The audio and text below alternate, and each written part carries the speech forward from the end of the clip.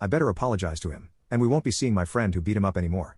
Not my proudest moment, but I told her exactly what she told me. She needs to get over it because I wasn't ending my friendship with him either. She got really mad at me and made me sleep on the couch. I didn't want to be near her that day, so I was more than happy to do so. Eventually, we made up, but I told her I was going to keep my distance from Gregory from now on. She kinda just scoffed at me and said she needed us to get along, so he was always going to be around from now on. And she stuck to her word. She invited him over constantly, and he always made these weird jokes about hating women that my fiancé just laughed at. They were watching a movie with really graphic scenes of women getting assaulted, and he said they deserved it. My fiancé laughed, hit him lightly on the arm and said, "Greg, you're so bad. You can't say that." But she wasn't scolding him.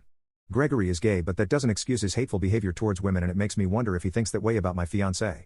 I brought this up to her, and again, she dismissed his actions by saying he was joking. Everything went downhill when my fiancé invited Gregory over to drink. They got really wasted. Gregory even trashed my whole house. But my fiancé blacked out and passed out on the couch. I was in our bedroom the whole time he was here, but I went out to see why it had gotten so quiet all of a sudden. When I saw my fiancé sleeping, I went to get her and put her to bed. That's when it happened. Gregory snuck up behind me, grabbed my butt, and hugged me from behind. His grip on me wasn't strong, but I immediately froze. He then said that I should be marrying him because my fiancé doesn't deserve me. He said he could treat me so much better than her, and when he kissed my neck, that's when I pulled him off me. I told him to never do that again, and if he did, I was going to punch him. He called me baby multiple times and cried about how much he loved me. He said he could turn me gay if I just gave him a chance. I kicked him out of my house when he said that and took my fiancé to our bedroom. I thought that if I told my fiancé about this when she woke up, she would immediately stop being friends with Gregory. But she thought it was the most hilarious thing in the world. She said he had too much to drink, so it doesn't matter what he did. I let her know how uncomfortable he makes me, but she didn't care. In the end, she called me homophobic and said I had to change my ways or else, maybe she was going to marry the wrong person. I was floored. She went on to tell me how much Gregory means to her and how he's been a pillar of support for her for so many years. I said he had done nothing but be really creepy around me and his behavior is really concerning. She told me to drop it, and she already decided to make him her best man of honor, so she didn't want to call off the wedding because he was really excited for this. I really just couldn't take it anymore and left the house. I had nothing nice to say, and I knew the second I started shouting, I would say things I would regret. So, I went to complain to my friends. They all told me they hated Gregory too. My friends' wives/girlfriends mentioned how my fiancé always brings him along to their hangouts, even if it's strictly a girls' night.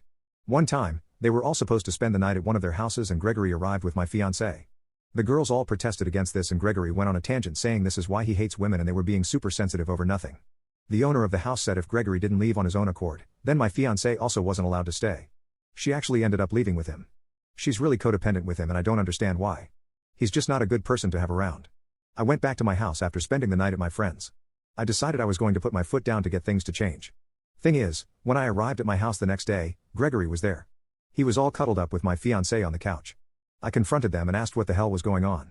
Gregory told me to relax, that nothing was going on between them because he didn't even like females.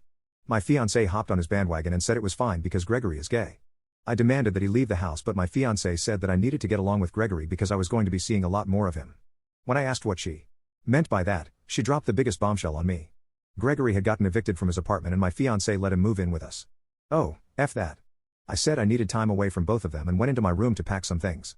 I heard my wife encouraging Gregory to go talk to me alone in our bedroom, but he wanted to do more than talk.